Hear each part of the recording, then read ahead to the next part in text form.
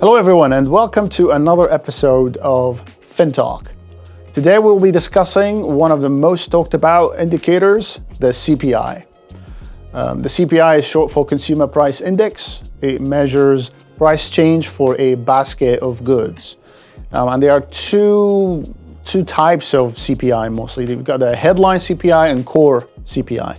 Most common being headline 12-month change. For example, when you see a 12-month CPI headline anywhere on the news, usually on newspapers or any media outlet, when it says it's 8.5, like what we saw last week, that means the goods in the CPI bundle have increased by about 8.5 from last year, same month, so May 2021.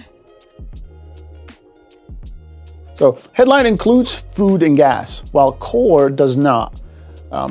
Because it's a better metric to measure effects of interest rate changes on prices. Food and gas are not affected by interest rate changes.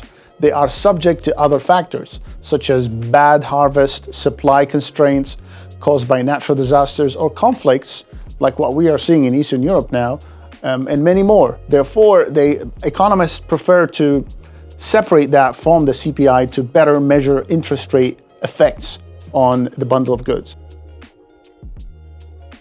So like the former, PCE also measures price changes in bundle of goods.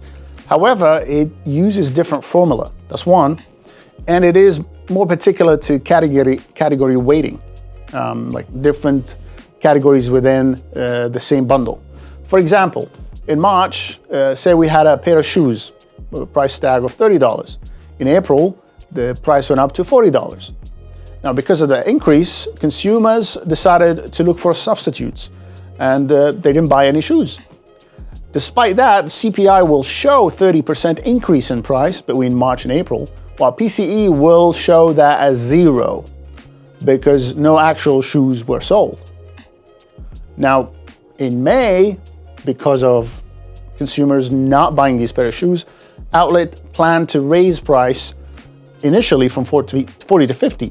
But because there's no demand, as we said, it decided to run a promotion on these shoes and ran 2-for-1 promotion, which means you're paying $50, but you're getting two pair of shoes.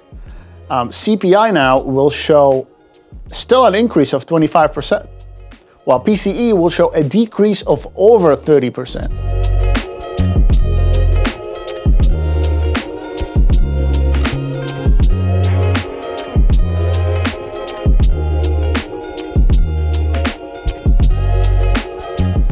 So why did we mention that example? Because it's important to understand when we see these numbers out there, what do they actually represent? And the Fed pays closer attention to the PCE than the PCI when deciding on rate changes. For example, if you look up the last 3-month changes in the CPI, PCE, headline, core, you'd see that the PCE headline, CPI core, and the PCE core all decreased from March. The only exception in that case was the CPI headline, due to increased prices of energy mostly.